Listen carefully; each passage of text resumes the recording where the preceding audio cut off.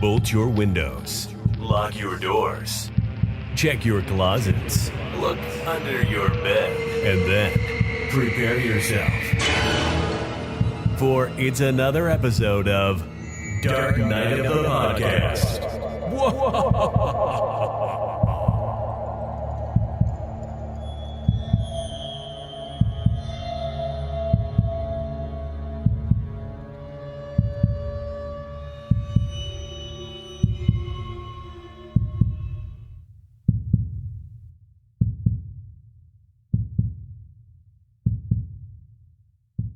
Ladies and gentlemen, queens and queers, we are back for another titillating episode of Dark Night of the Podcast.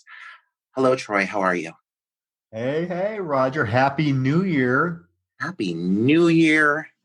Happy holidays. Happy all those good things to you, to the fans. How was your holiday season and your New Year? It was uneventful, but I'm glad that we are out of 2020. Although, unfortunately, it doesn't look like 2021 starting out much better with the whole COVID thing, with lockdowns and stuff going back in place. But I guess we got to be optimistic and hope by the end of the year, at some point, we can go back to somewhat normal. But yeah, I did not do much at all. I kind of stuck around home, watched a lot of TV and movies, and packed because I'm moving this weekend, and I'm really excited about that. So it was nice. How was yours? Are you staying in the same area? Or are you going someplace new? Oh, girl, I'm being bougie now. I'm going to Midtown. So. She'd be moving on up. Yeah, I'm moving on. He's finally got a piece of the pie, ladies and gentlemen. Because I live in the freaking boonies right now, so I'm excited to actually get among civilization where there's actually like people that aren't like 70 years old. So it'll be nice. I feel like for some reason, Troy, in the best possible way, I feel like that's the perfect environment for you. You and a bunch of elderly people just slowly dying. Playing bingo. Yeah, but here you are, finally moving up to your own castle. I'm so happy for you. That is definitely a nice way to kick off the new year. Even like you're right. Yeah, there's still Corona madness, but hey, the new vaccines are finally starting to make their way into the masses, and people are getting the injections, and hopefully we start to see the effect of that sooner than later. I don't think we're ever going to completely go back to normal as we remember it, but I think we'll find a new normal within the year. I hope. It's depressing, but we make the best of it. We got this little podcast to entertain us. We do, and that is the cure for depression, or so I like to think. Unless you find my voice annoying, and then it probably just adds to it. But and so for this for today, we've picked a really great classic piece of 80s nostalgia that we're going to throw at y'all. And Troy, it is Hello, Mary Lou, Prom Night 2. And I know you've seen this one before. Oh, God, yeah. Hello, Mary Lou. Yes, I have. I love Mary Lou. Yeah, iconic. Yeah, Well, she needs to be more iconic, honestly. Yeah. Because I feel like she's kind of an overlooked villainess. But... yeah, no, I've seen this before many times. I watched it just again last night to prepare and just had a freaking blast with it. It's something else. It is. It really is. When you say that there should be more of an acknowledgement, I completely agree, and we'll get into why that is. But for the era it came out, when you look at some of the more celebrated, iconic villains from that era, I am baffled as to why she's not earned more of her cult status than she has. Just because this movie is a lot of fun. It is a lot of fun. It is almost, in my opinion, as good as, if not better, some of the more celebrated classics from that time frame.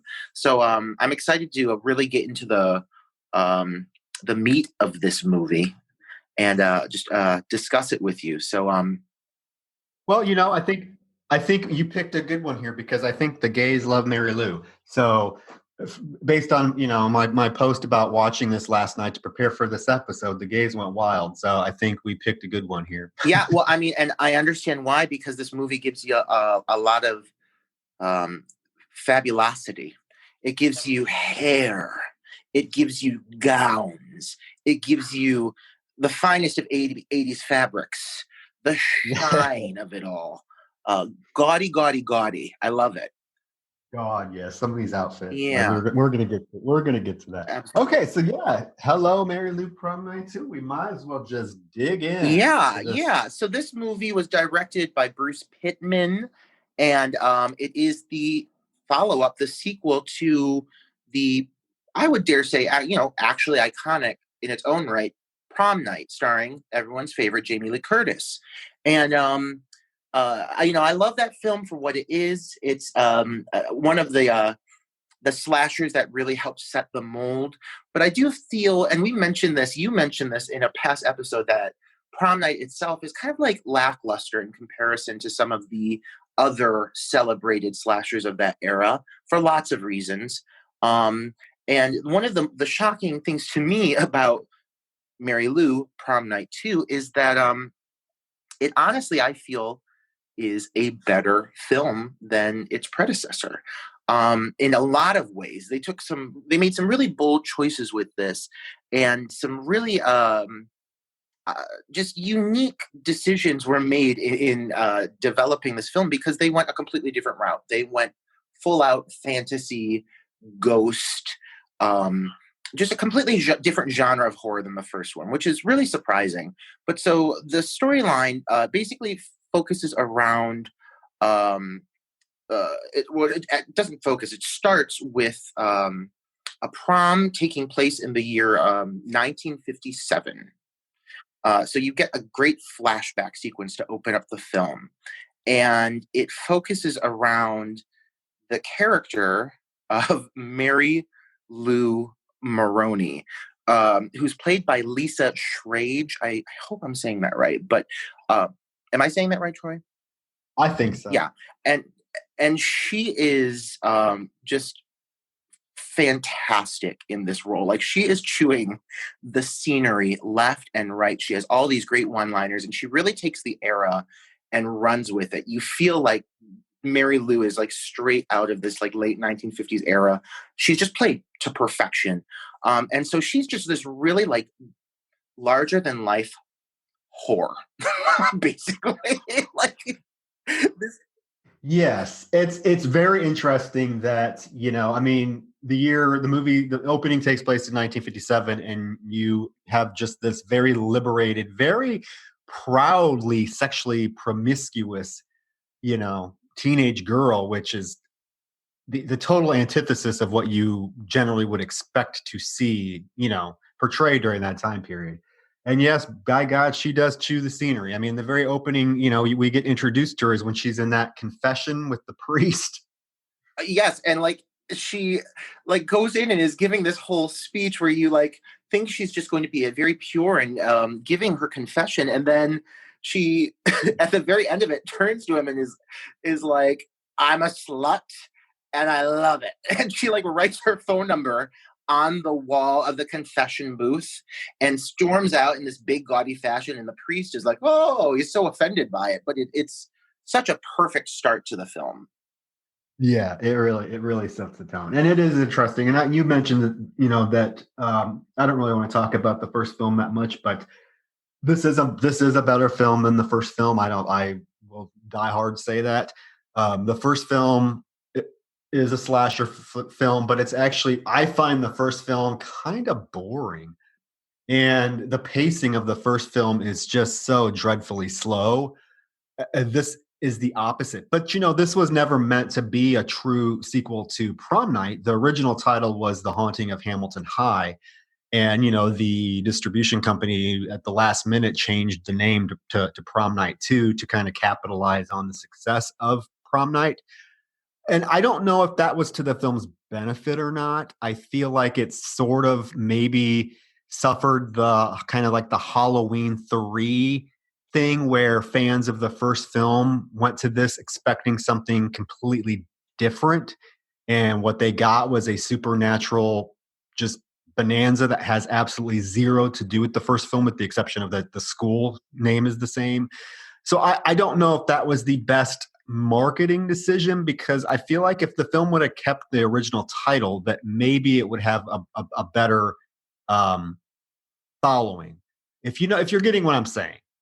Yeah. Oh no, absolutely. I'm on the exact same page with you with this. I feel like, yeah, I think that that could have easily been the like nail in the coffin for this film, in the sense of, once you establish with Prom Night a very specific tone and type of film, which was way drier and a Mhm. lot more just like of a serious approach, aside from Jamie Lee Curtis's astonishing disco number, which totally came out of left field. But overall, the only things that really are connected are, like you said, the school and the prom aspect. And I guess it's the one thing that like carries through, but is it enough to really warrant it as a sequel? I don't know. But either way, it has gone on, I feel, in recent years to be more recognized than the original, because you're right when you say that the gays love it. It is celebrated more and more. I think a lot of it is coming full circle with this, the villainess. Like, you don't get a lot of female villains, let alone ones with as much personality and like ta-da factor as Mary Lou Maloney. Oh no, she Yeah. she is she's something else. I mean, yeah, she's something else. But yeah, well, after she goes to she goes to confession on the way to the prom, which is kind of interesting. But uh, once she gets to the prom, it's a big old party, and they're playing that tutti frutti, all the loot, and everybody's having a gay old time, and she's there with Bill, right? Bill, yeah, that's her Yeah, name. Billy Nordham, who Looks like he's 50.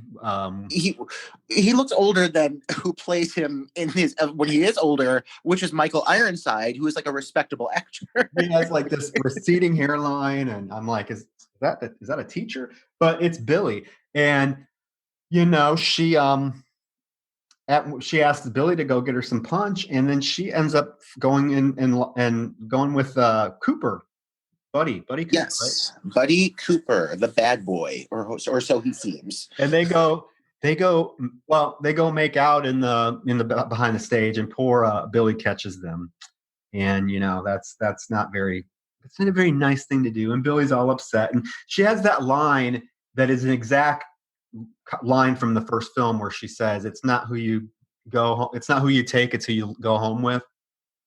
Yeah, so I mean, you are getting like little hints Yeah. of Prom Night, I guess. So at least there's like some aspects that like acknowledge the original. That's cool. At least it feels intentional.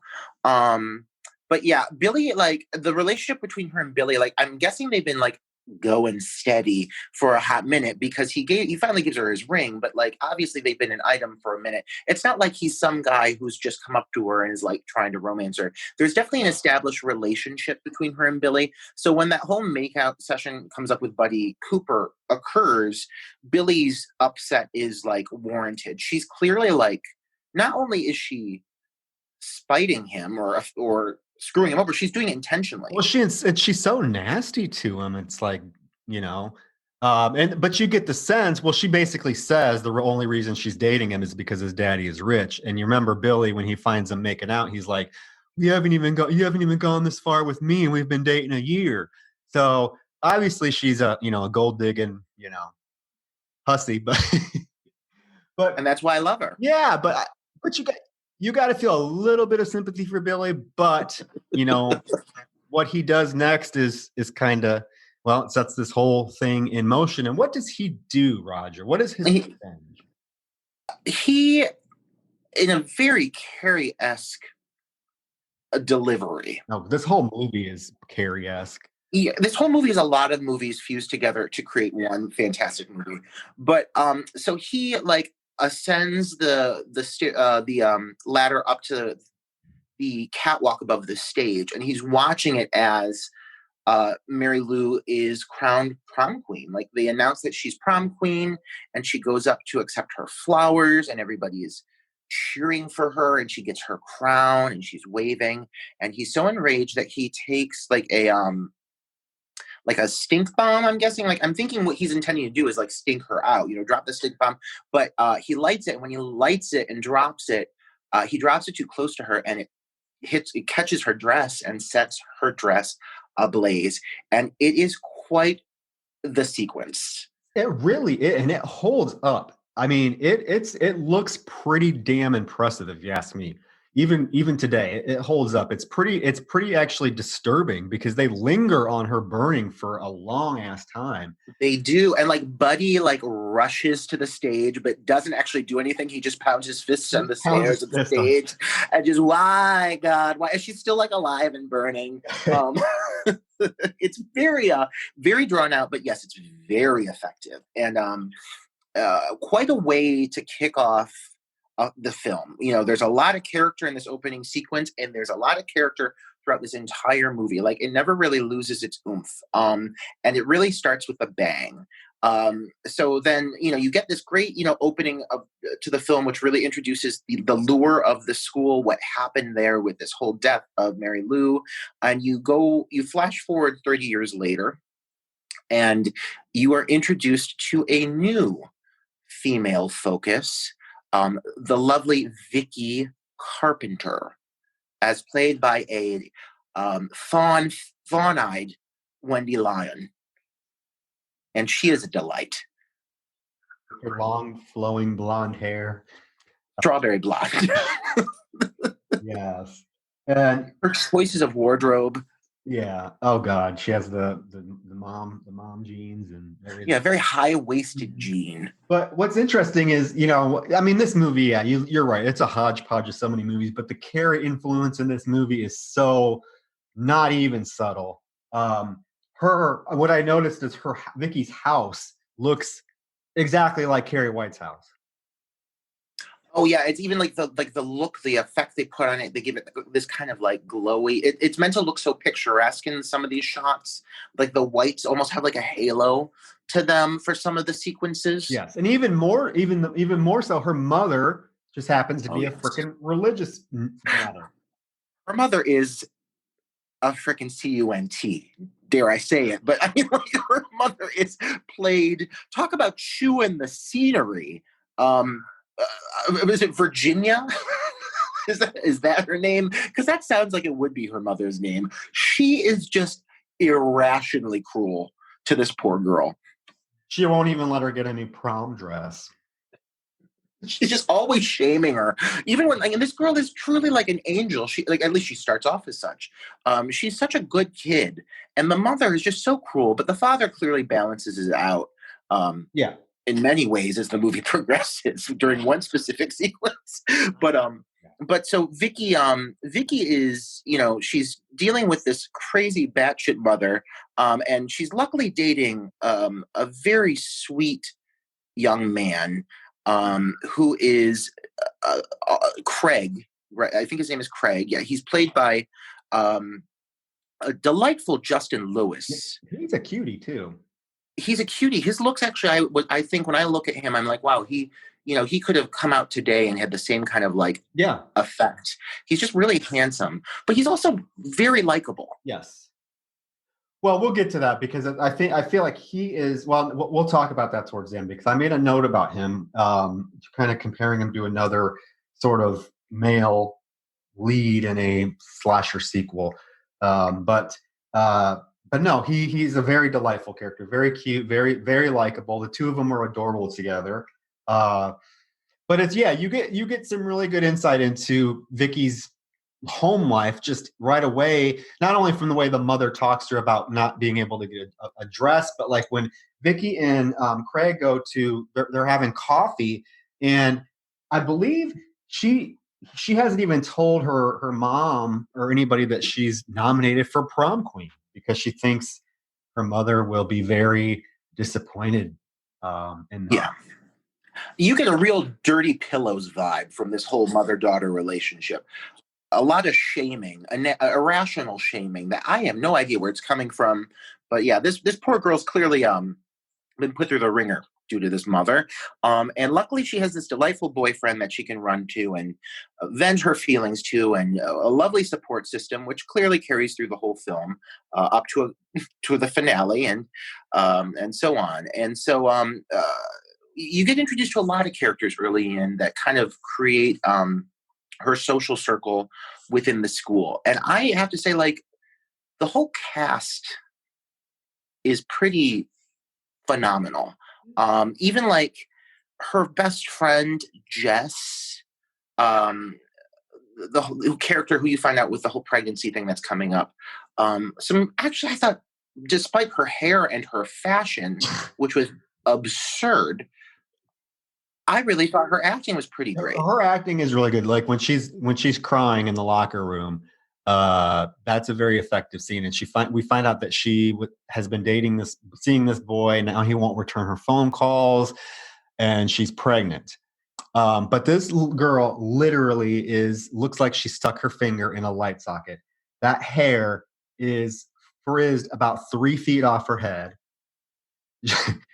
Like, who the hell costumed these poor kids? She is wearing the most hideous outfit I've ever seen in my entire life. And then she was nominated for prom queen. I mean, the school must have slim pickings, I'm assuming. Slim fucking pickings. But I mean, let's also acknowledge that every kid, and this is a very 1980s trope, but every kid in the school, for the most part, I'd say 80% of them, not every kid, but 80% of the cast looks like they are roughly 35. Well, yeah, and it seems like every girl is nominated for prom queen. Like every girl you run into, she's nominated. So they just nominate every girl in the school? Everyone. Because they're all eligible. Yeah, right? Because literally, it's like every girl you run into, I'm nominated. And another prom queeness to be is the nemesis of the film. Well, other than Mary Lou, it's Kelly, who is another just wretched human being to poor Vicky. Like, this girl is so cruel, so irrationally cruel to Vicky. But she's played so well that I love her. Yeah. Like, she's great. She's talking about her dress. I love when you're introduced to her. She's describing her dress at the locker, and it's a red and it has polka dots and it has a big bow, and it's the same dress that Liz Taylor wore to the Oscars. Oh, she's great. She's absolutely great. And a little known fact, she's played by the actress Terry Hawks. And I know a lot of the gays that listen to this are going to appreciate this. She was the voice of, and Troy, I don't know if your age range, if you're going to be as affected by this as I was. She ended up going on to voice Serena in the first English dub of Sailor Moon. Oh, okay. She's the voice of Sailor Moon. And so I was like, why do I know this voice? Because she's a very specific helium sound to her voice. It makes her sound like a total bitch. But like, she's great. She's great in the role. And she is thirsty to be prom queen. This is like this is her entire it's her life goal, apparently, is to be prom queen, because she literally does whatever she can to try to win. She's thirsty and she's fucking vengeful. Yes. Yeah. So she, going back to you, and you gave a little bit of it, but the character of Jess, who clearly has a really close relationship with Vicky, she has this whole situation with the pregnancy, and it kind of starts leading to this emotional arc. Mm-hmm. And honestly, I thought you're going to get more of it, because they did a really good job of building this character up a little bit, but it leads to this whole great sequence where she's working on this art piece. She stays alone in the high school. She's finishing up this art piece, mm-hmm. and she ends up being the first victim in the film. She has this really amazing kill sequence, because she ends up she has that whole sequence where she like pries the gemstone off the crown, right? Well, yeah, but I think before that, Vicky goes into the basement or the prop room to look for a dress to wear to prom, because her mom won't buy her a new dress. And Vicky is the one that finds that trunk. And when she opens the trunk, it has all of like Mary Lou Maroney's stuff, like her prom sash, the crown. And I guess that unleashes her spirit. So that's how Mary Lou's spirit is unleashed. So yeah, then you flash forward to Jess right after you find out she's pregnant. Yeah, she's staying after school, and she gets the crown and tries to pop a gem off of it. And Lordy, poor girl. Yeah. So the whole thing with like the gown and everything leading up to that, it's a little convoluted, like in its basic core idea it makes sense. Like these items that were locked away in the drama department chest um basically keep her spirit with them, and once they're brought out, because Vicky is the one that discovers the chest, she kind of unleashes this thing, and it's almost like another movie they're kind of taking from, and you definitely see a little influence. There's almost like an exorcist kind of aspect as she's slowly possessed over the course of the film by this presence. Since she's the first one to open the chest, and she gets the crown out and all that, she becomes the focus of Mary Lou's attention throughout the movie. And in the meantime, we forgot to mention, you find out that the principal, who is actually Craig's dad, who's played by Michael Ironside, you find out that he is actually Billy who set Mary Lou on fire. And my only question was, did they not do a background check on him? How do you burn a girl alive and then become principal of the school that you burned her alive? Oh yeah, they overlook a lot of little details, like why the hell are all of the pieces, like important pieces of evidence from the burning of the girl, locked in the drama closet or the drama department, like in a chest? Like, wouldn't that be evidence from a murder? And would they not be horribly like melted or destroyed? I was just lots of questions needing to be answered. That was just something I chuckled at because the school system. Yeah, I could just see him walking in for the interview, and they're like, "Hey, aren't you the one that burned Mary Maroney alive?" Yeah, perfect. You're hired. You're the new principal. Absolutely, absolutely. I have a lot of history with this school. I killed someone here. And not only that, yeah, not only that, Cooper, who was the one she ran off with, is now a priest. Yeah. Oh, how the tables have turned with this film. He's a priest and a very uptight one at that, but that makes sense because, you know, And then so here's and these are just ridiculous things, but Jess's death scene is pretty damn amazing. it is. Yeah, once she pops that jewel off, Mary Lou's spirit gets pissed and like wraps her in freaking curtains or whatever, and pulls her towards a paper cutter. And you think that she's going to get her head chopped off with the paper cutter, but instead the robe wraps around her neck and hangs her from the rafters. And then somehow she's thrown out the window, right? Oh, it is like a multi-layered Final Destination before Final Destination existed kind of death. It just keeps going. It's slightly mean-spirited because you do just find out that she was pregnant, which is, Yeah, I was chomping at the bit to get to this, and I just started getting carried away when you mentioned that whole side story. I couldn't help but launch into this, and I totally skimmed over pivotal details of this film. But I've been chomping at the bit to discuss this. Like, I mean, some of the kills in this movie are not only are they like effective, but they're really well planned out. Like, you get so much detail. They don't really skimp on anything with these, from the burning and the first kill to now this amazing second kill with Jess. Like, you're right. They establish this great emotional arc for the character. They give you this whole idea that you're going to like get something more from them. And instead, boom, just like a punch to the gut. They kill this girl in the most violent and like prolonged way possible. Yeah, it's quite a spectacle. Yeah, I mean, she's hung and then thrown out the window, and then apparently the next day they claim that she committed suicide, which again is just one of those nitpicky things where I would think like the medical examiner would be able to determine that she was hung.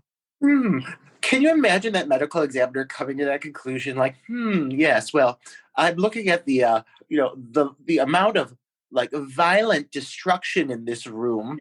This girl clearly like flung herself across the floor and then proceeded to wrap this ribbon, this giant streamer around her neck, and then flung herself through a glass window. Like, it just does not seem plausible. After she was hung, and I did, yeah, but whatever. She killed herself, and Vicky accepts it because Vicky thinks that she killed herself because of the fact that she was pregnant and this boy wasn't returning her phone calls anymore.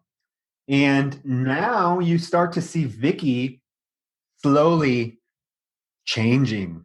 Her personality is starting to alter a little bit, because there's this scene, and it's probably, you know, the one of the best scenes in the movie where she runs into Kelly in the hallway.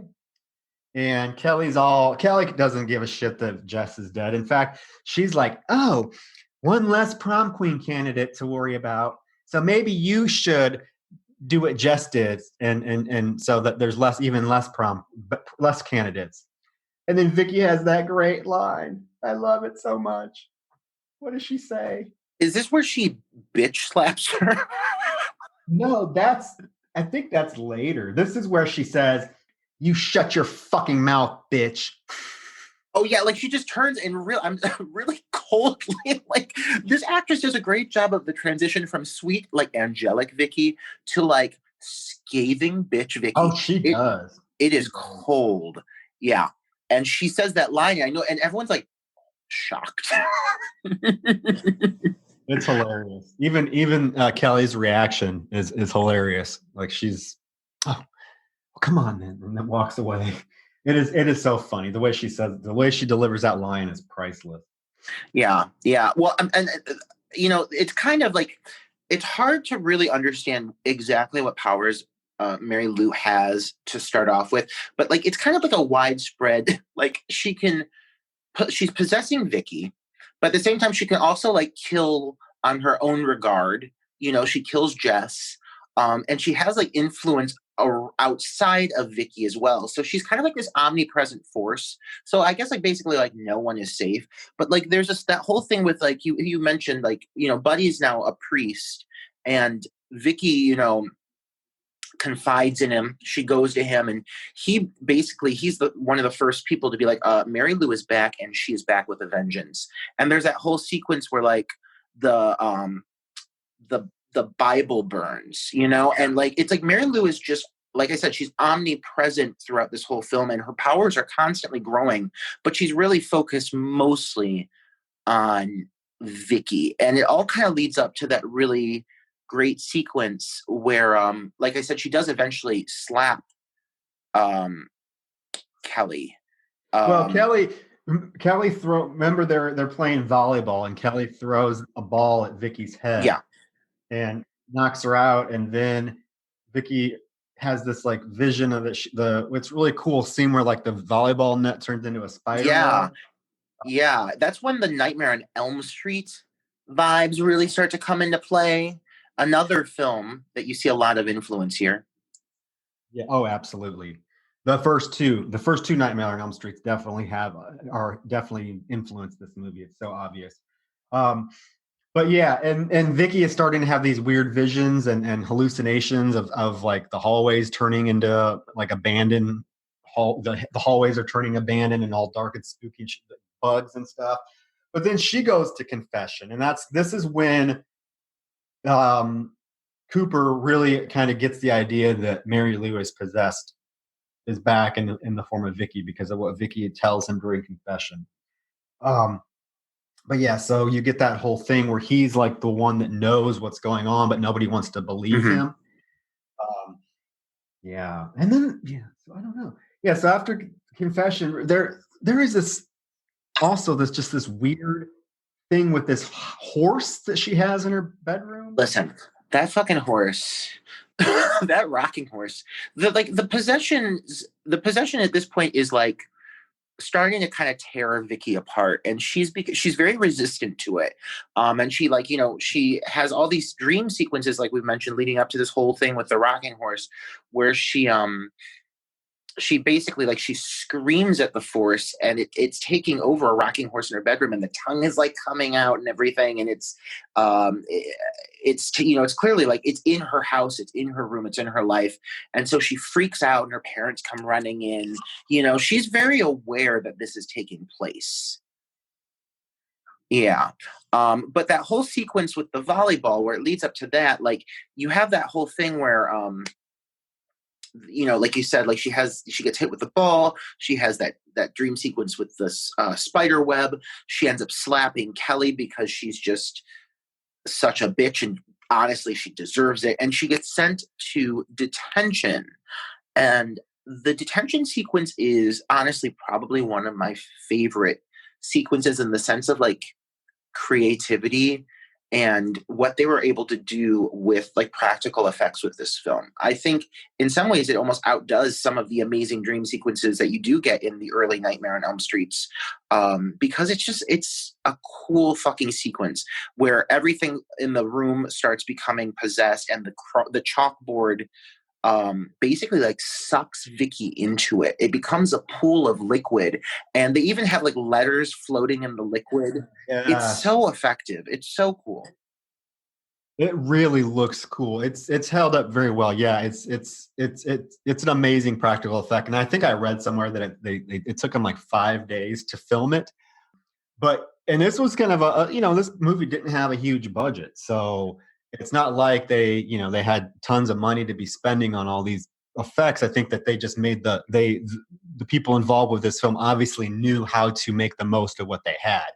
Because this sequence still holds up today. I mean, she's pulled into the chalkboard, and it envelops her, and it starts to become like this, like black swirling water, and the letters that were written on the chalkboard are swirling around. It looks really fucking awesome. Yeah, and she eventually just becomes like sucked into the chalkboard, and then it goes back to being a chalkboard. But the letters, I know this is such a little detail, but the letters that were like floating in the water then go back to being chalk. Like, it was so well done. And so like, they're like kind of like off to the corner, like askew, like nobody would have written them in there like that. But it's this little detail that I was like, this was really well handled. And then this is when, after she gets pulled into the chalkboard, this is when she is basically 100% possessed. Because she goes to the confessional again to meet with Cooper, and she fucking murders him. She stabs him in the mouth with a crucifix. Yes, it is so over the top with those like crazy like shots of like the stained glass and everything as he's like, as she goes to kill him, and she's wearing this very dramatic lilac covered like babushka, like head shawl. And she just looks very intense. But yeah, she is fully taken over by Mary Lou. And that carries through like the rest of the film. And it's such a cool twist because they designed Vicky's character a certain way that she was so pure and so sweet and so angelic that when you contrast her with Mary Lou's personality, you realize you're getting this really great performance from this actress of these two very distinct, different personalities. And her whole style changes. Yeah. She's in a 50s style poodle skirt. She has her hair up in a tight ponytail. And her just energy is very like much dead on recreating the performance from the beginning of the film. I think it's great. I love this twist. And it carries through the rest of the movie. Yeah, that's what I was thinking when I was watching this, is the lead actress is really great at just, it really is playing two completely different characters. So yeah, when she shows up at school the following day, she's in a poodle skirt. Even her walk, her gait is different. The way she carries herself, her facial expressions, everything is completely different. And as people seem to know, everyone seems to sort of notice, except her boyfriend, who's like, oh, she's just, experimenting with her style. Yeah. He's like kind of the last one to catch on. And part of it, I think, is because Vicky, now Mary Lou and Vicky's body is also very smitten with him. So she's all about playing up the fact that that's her boyfriend. And not only that, but she's very like defensive of him and protective of like the relationship. And when Vicky's one friend, Monica, who's a character consistently, that we see develop through the whole film, she has like a developing relationship with one of the male characters and everything. So she's not this paper thin character. And you can tell that she and Vicky are good friends. One of like the telltale signs is when Monica is just pleasantly interacting with the two of them, Vicky snaps at her and completely just tosses her aside and ditches her. And Monica's really the first one to really catch on within the social circle and be like, something is wrong. Vicky is not herself. Yeah. Yeah, Vicky is very dismissive. She's like, beat it. He's with me. So, yeah. And then that leads to this just I don't even know. Just surprising locker room shower scene. Listen, another reason I love this film, and it gives, I mean, the gifts it gives. This shower sequence gives us so much. This shower sequence gives us full bush. Full bush. Not that I'm necessarily looking for full bush as a gay man, but I respect the hell out of it for being there. It gives us multiple breasts, which I'm sure men of that era were thrilled with. And it gives us, honestly, one of the best kills in the film. That whole lead up to that kill. And we'll talk about that in 1 second. But I do want to acknowledge this whole sequence when Vicky strips down, again, never would have expected something like this from this actress or this character. It really shows the change in Vicky. But this whole sequence is like, I was not expecting, the first time I watched this movie, I remember being like, holy shit, they just did a full frontal. They did a lesbian like esque makeout sequence where Vicky tries to kiss Monica. Also, very much not something I would expect from that time, from that era. And then there's that whole nude stalking scene, which was also just like really like you're just getting full vag. And it's shocking because you are right. It's just shocking to see the actress based on what we've seen from her thus far in the film, where she's playing just such a sweet angelic character, to come out full frontal. And it's not a short scene by any means. I mean, she is naked throughout this entire sequence, and it's full bush, full muff, full tits, everything are just out. And it's sort of like, it would be like watching an episode of Little House on the Prairie, and seeing like halfway through Laura Ingalls walks out completely naked. I mean, it's Can you imagine if there was just one episode of Little House on the Prairie with a full bad shot? Like, I wouldn't know what to do with myself. I would be so off-putting. Yeah. I mean, but honestly, again, I respect this movie all the more for it. Really, just left and right, this movie is throwing out surprises that to the viewer that I don't think they're really. If you haven't seen this movie, and we did not give our spoiler alert, but at this point, people should fucking know. I think going into this, if you're someone who has not seen this movie before, you're going to be surprised. There's such a surprise factor.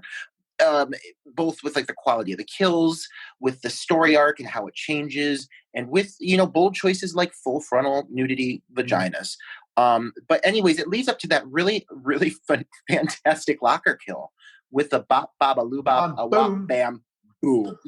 And that locker that Monica is hiding in, she's hiding from Vicky, completely just crunches like a Coke can. That is an iconic death scene that should be listed as among the best death scenes ever. And it's prolonged. There's a big chase scene, and for some reason, Monica's extremely just like all of a sudden super terrified of Vicky, and so she hides in a locker, and Vicky crushes her, boom, and she's crushed, and like blood and goo squirt out of the locker. It's just amazing. Like thick. It's like a thick, like just fleshy substance. It is so disgusting. And I remember the first time I watched that kill specifically, it not only did it like get me to react, it made me to go like, ooh, like out loud. I was like taken aback by it. So yeah, it really is one of the best kills in my opinion, and build-ups to a kill. But overall, just executions of a kill sequence in a film from that era that I can think of. But anyway, so now we've got another one bites the dust. Monica's dead. And Vicky has that whole situation where she like seduces Craig, but she leads him on, and then she like knocks him out. Well, yeah. And then it's prom night, and Vicky is this is another scene that's just like, what the fuck? It's prom night, and she's in her beautiful blue prom dress, and she's sitting on that damn horse, which And the tongue, the horse's tongue is like going in and out of its mouth while she's sitting on it and caressing it in the most overtly sexually possible way. And the horse's tongue is going in and out. Like this, what the fuck? And then the dad comes in. Oh, and the dad is like, my beautiful daughter, you're so beautiful. I'm so pleased for you to look this good. Like he's just giving her like loving parental comments. You know, he's telling his daughter how lovely he thinks she looks, and he's just being a wonderful father.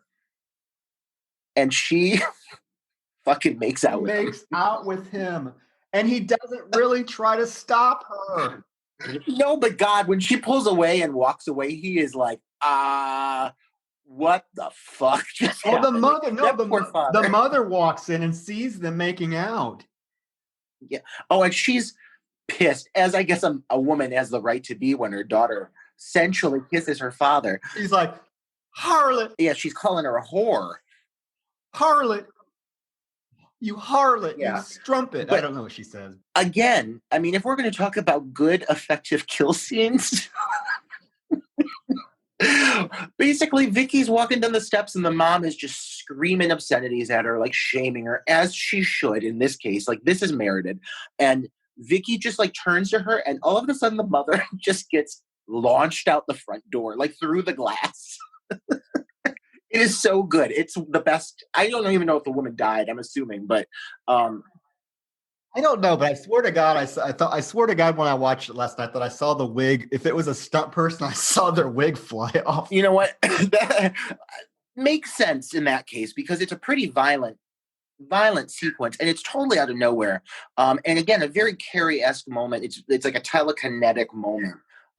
So you're getting so many nods to all these different movies, but like very much it's not like I even felt like anything was being stolen. I feel like it was very self-aware almost of what it was doing. It makes it more enjoyable. Yeah. So then we get to the big old prom, Hamilton High prom. And Vicky's there, and Craig is there, and Kelly's there, and everyone's there having a great time. And, you know, Kelly is still very desperate to win prom queen. So she goes to Josh, who is this cute. He's cute. He was the one that was interested in what's her name, the one that got crushed in the locker. Yeah, he's really cute until this sequence where he just, you know, it makes him seem a little bit dickish. It doesn't. To me, it was out of character because she comes the first time and she tries to pay him to fix it because he's in charge of the voting. He has a computer program that's going to tally the votes. So Kelly initially comes and tries to give him money, and he's like, "No, sorry." Well, then on prom night, he's in his little office or whatever, not even wondering what happened to Kelly, and she comes in again, and she proceeds to blow him and he just lets her, and he actually changes the results to let her win. And he doesn't just let her, he literally types into the computer. Like, he doesn't say it, but you know he says blowjob when he types it. Like, he instigates it. And you're right, it's very out of character. Yeah, it really is, because this character is not portrayed this way at all throughout the film. He's very sweet, very like just charming, boyish, and this was out of character, I thought. Maybe one of the little slight missteps of the film in terms of how they handle characterization, but he changes it, and then she's running out, and like that guy's like, you know, she has like, it's just disgusting. Well, it's not really disgusting. Hey, I do it, but whatever. You know, that he came in her mouth, and her boyfriend is like trying to kiss her, and she's like, oh, and he's like, oh, that tastes really. What do you have? What's that candy you have in your mouth? I'm like, oh God. Yeah, this film is very sexually aware, consistently throughout the whole film. Well, and then it very well is, because actually once Josh changes the thing to let Kelly win, Mary Lou or Vicky basically electrocutes in a very drawn out sequence. It is, and that poor little cutie did not deserve to be electrocuted like a goddamn chicken. Yeah, it's like a microwave; it just keeps going. But so then it changes back to well, who knows? We don't even know who won. It could have been that big haired girl. She could have won. We don't know. But obviously Vicky makes it so that Vicky wins. We don't even know who the original winner was. We know it wasn't Kelly because he tells her it wasn't her. So who was it? Was it who won? I don't know. Anyways, Vicky ends up winning, and which is completely shocking to Kelly, and she's like flabbergasted. And Vicky goes up on stage, and even like Kelly's boyfriend has that line that's, "Hey Kelly, how'd you blow it?" Again, this movie is very sexually aware. Like, it just, the jokes and the references are great. But yeah, and leading up to this whole sequence, and that animated electrocution sequence, which is absurd but very effective. One thing that I do want to like also acknowledge in the sense of the story is, because we got a little sidetracked earlier when we started talking about the whole prom, like leading up to the prom night. Craig's father, Billy, has been made aware that Vicky is possessed by Mary Lou. Mary Lou knocks Craig out earlier in the film, and then basically she goes to Billy and says who she is. And so he's aware, and he's basically out to stop her. And it's all leading up to the prom. He knows that this is like, the event in which she's going to make herself, either seek her vengeance or whatever on Craig. He knows that she's about to do something. So he comes to the prom with the intention of stopping her. And so leading up to this whole sequence now, she's one prom queen. She goes up to accept her flowers, and it builds up through this whole sequence, and Billy arrives and he shoots her. Yes, he shoots her right on stage. Yeah. And this is a really cool thing to me, because this whole time you have been following Vicky as the focus. And when this happens, it changes the whole dynamic of the film and the focus and where things are going. Mm. Yes, because Vicky has been shot in the chest, and it's a pretty, gnarly wound. And what happens is Craig runs up on stage and trying to comfort her, and out of the wound starts to crawl out Mary Lou Maroney. And this is such an awesome scene. I mean, goddamn, I was watching this last night. I'm like, this is amazing. Like, you get this like burnt, like zombie Mary Lou just emerging from Vicky's body, and she's doing all these crazy hand gestures, and it's very Carrie-esque, because what starts to happen is she's using her telekinetic powers to like, she's unleashing them at the prom, and like lights are falling down, tables are flipping over. And she's just on stage, just the whole lighting, the backdrop of the lighting, you just see her figure, and she's just doing these crazy hand motions. And Kelly actually gets killed because one of the neon lights falls and impales her, which I thought was a pretty tame death. That bitch deserved way more than that. Oh, absolutely. That is one of my thoughts. I have in my notes here that out of all the characters, you get like kind of like a lame death, because there has not been really a lame death leading up to this.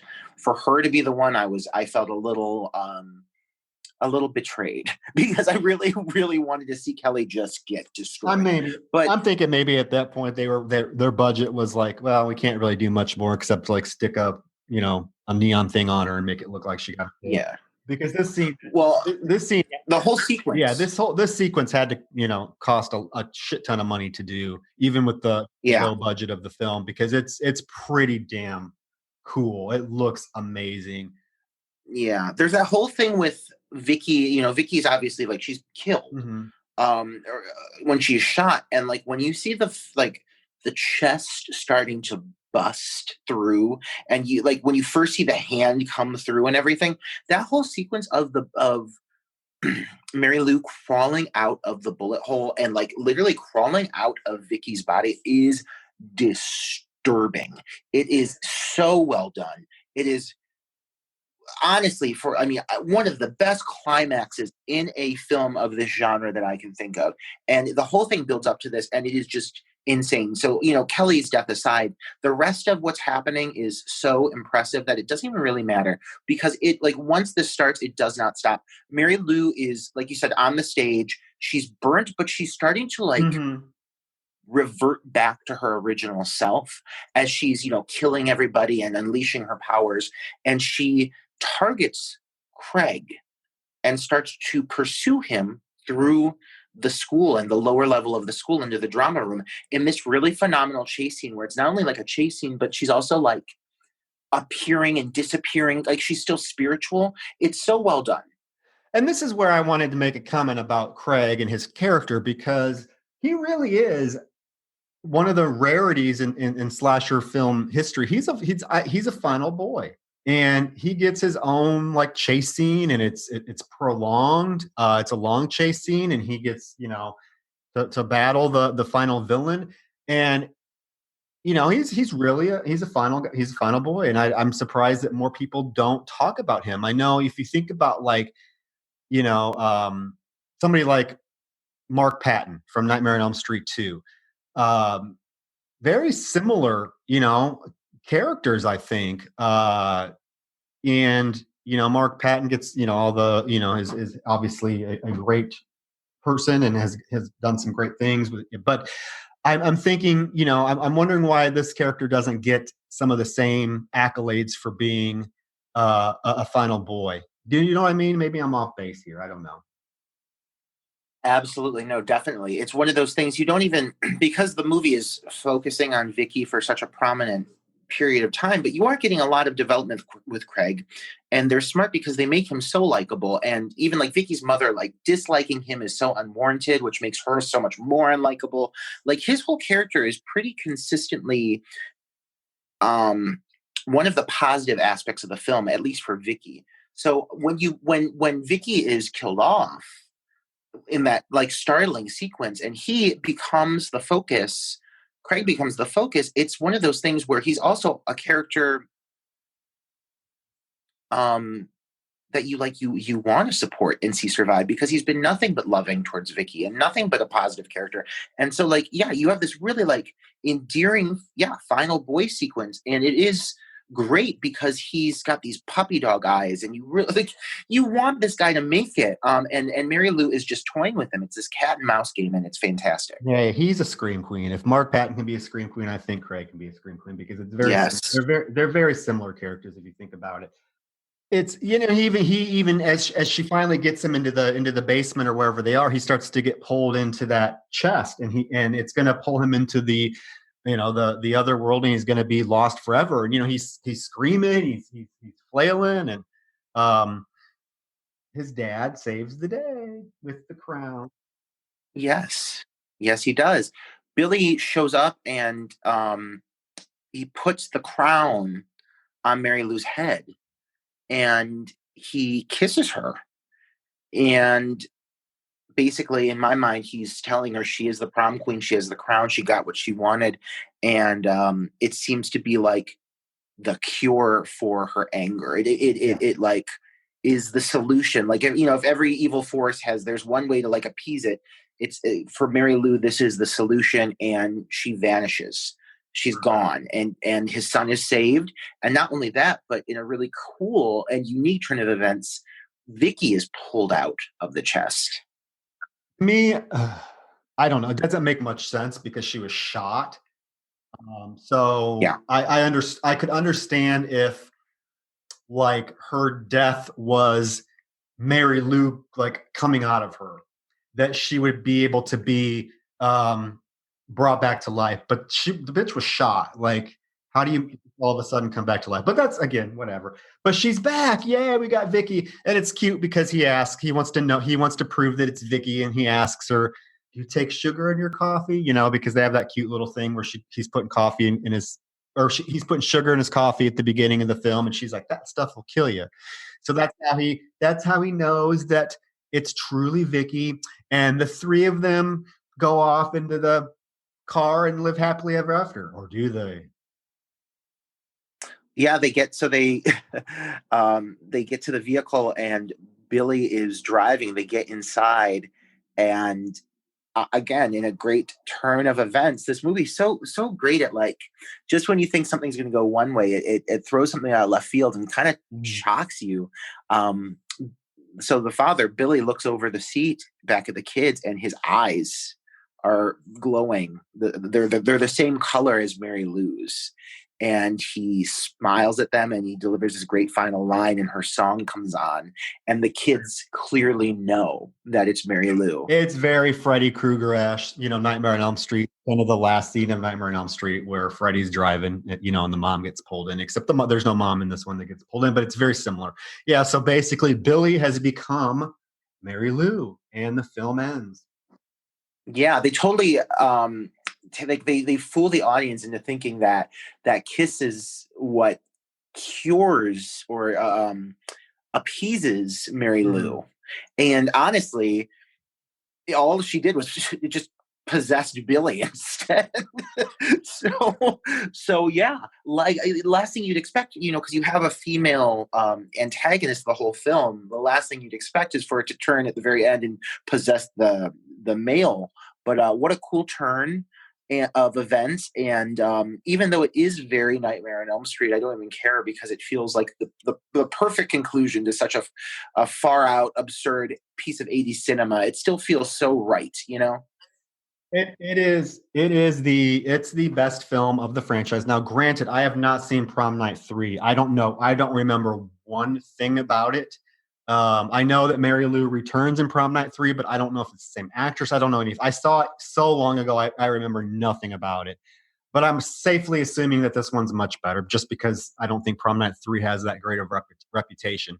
And then Prom Night 4 goes back to the slasher roots, and I actually really enjoy Prom Night 4. I just find that it has this creepy atmosphere to it that's just, I don't know, uneasy.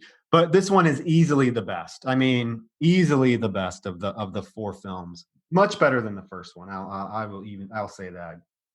Yeah, it's one of those things where it just it delivers in every regard as a piece of horror cinema, and it does so better than the first movie, to be honest. Yeah, and you get so many just things that are unique that this film delivers, that it's, I mean, just like I said, like the whole shocking, the shocking nudity scene, the insinuated lesbianism, the final boy, the twist, the death scenes, it's just crazy what this film does, and it never gets boring. The pacing is perfection. You're never going to get bored by this film. They did it right. That's all I can say. This is a really enjoyable film. It's definitely one of the standout films from the 80s, I believe, for a variety of reasons. But it's a treat. It really is. It is, yeah. I adore this film. It needs a good Blu-ray release, packed with some good extras, because I just adore this film. It's so fun. This is a film that I think I could watch it and then restart it right away and watch it again. Yeah, there's so many details to this movie that are just like, it can't get boring to me. It can't, because it has so many elements to it that are 100% on, from like good characters to a unique villain to excellent kills to like a storyline that is familiar but also takes bold risks. Like just when you think it's going one way, it twists and goes a different direction. It just really keeps you on your toes as a first-time viewer, and as someone who's seen it and appreciates it for what it is. You really can't go wrong. I think it's one of those things that really needs to, for if you're a fan of the genre and you have not watched this movie, you need to ensure you do. And if you're someone who loves the genre and has seen this movie and has friends who have not, do your duty and show it to them, because I do have a few friends who had not seen this film, and I was like, please, I know they're fans of they're fans of Nightmare on Elm Street, and huge fans of Nightmare on Elm Street, more fans of fantasy horror, and these two straight boys never seen it before, and I was like, you've got to watch this movie. And the one came to me and he's like, thank you so much. This is, I have to say, probably my favorite horror film of all time now. It really, when people discover this film, they end up loving it. There is a huge passion for this film. I think especially among gay horror fans, it has a huge following.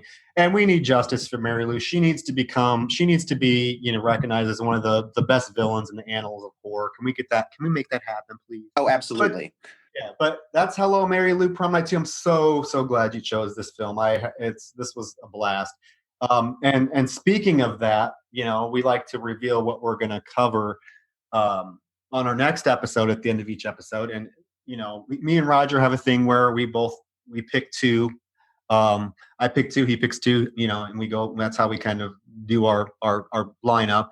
But we also want recommendations from you guys. So please, go to our Facebook group, Dark Night of the Podcast, and send us some suggestions. Even though, I think as horror fans, me and Roger probably have a laundry list of films that we want to cover, but we also want to cover things that you want us to cover. But anyway, what are we covering next, Roger? So for my second selection in a row this time around, I stuck to the 80s because you can't go wrong. But I did go a little bit different when it comes to the genre breakdown. I decided to go with the 1988 remake of The Blob. Oh, yes. Mm-hmm. Okay. Yup. It's honestly, it's probably one of my favorite remakes of all time. And I'm just going to say that right now that we're going to be going into it on my end. I don't know what you're going to say about it, but I love this movie more than most. I'll say that much. I've been waiting to review this film on here. It stars an evergreen Shawnee Smith who does not age, Amanda from the Saw series. It's directed by Chuck Russell, who you all probably know from films such as The Mask and the original series, Nightmare on Elm Street. He did the third one. He did Dream Warriors. Oh, that's the best one in my opinion. Yeah. So he did Dream Warriors from the original Nightmare series. So he has a very specific aesthetic. He has a really good knack for practical effects. And all these things I just can't wait to bring up in this next review, because it is, like I said, one of my favorite remakes of all time, and you guys will see why. And Troy, I can't remember, have you seen this one before? I have seen parts of it, and it's been so long ago. I think I saw it when I was a kid, and it was like on USA Network or something.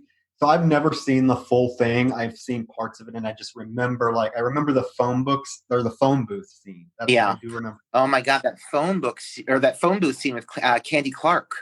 Yeah, so I'm really excited to watch this. So the sooner the better. Super excited. But you guys, we always, as always, want to thank you for listening to just two homos sitting here chatting about the films we love. Sitting by a mic. Yes. And if you enjoy us, like I said, join our Facebook group. Like us on Facebook, Dark Night of the Podcast. We're on Instagram. Yeah, Troy, I've noticed that you've really been giving that Instagram some love lately. Like, you've been posting. I'm trying. That's my goal. You know what? I decided. I think me and you talked about this, and I love doing this. So I really want to grow this podcast and continue to do it. So one of my goals for 2021 is just to do that. I want to try to get us to record on a more regular basis, and definitely up our social media and interact with other horror fans. But if you like what you've heard, give us a rating also on Apple or wherever you listen to the podcast, because that helps as well. Because podcasts that have decent ratings get kind of placed higher in search results, so that could help new people discover the show. But I'm really pleased with how many people are actually listening. It's kind of awesome. Seriously, yeah. We're still pretty fresh, and I acknowledge that completely. But that being said, I'm genuinely starting to see the attention grow and the more of a fan base develop, and we really appreciate that. Troy and I have been working in the film industry for a hot minute now, but we have, more than anything, we just have a love for the genre, and we really appreciate that we're starting to hear back from some of you and everything. And Troy had mentioned before, but I want to reiterate, if you have suggestions, please let us know. because I would love for us to watch some films that both of us have not seen. That honestly appeals to me greatly. But up to that point, you and I have a lot of knowledge we want to spew out about these films, and I couldn't be happier. So Troy, thank you so much again for another great episode.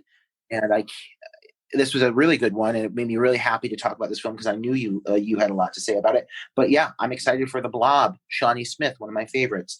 So until then, Troy, I bid you adieu. Yes. Adios. Have a great one. Over and out. All right. Bye-bye.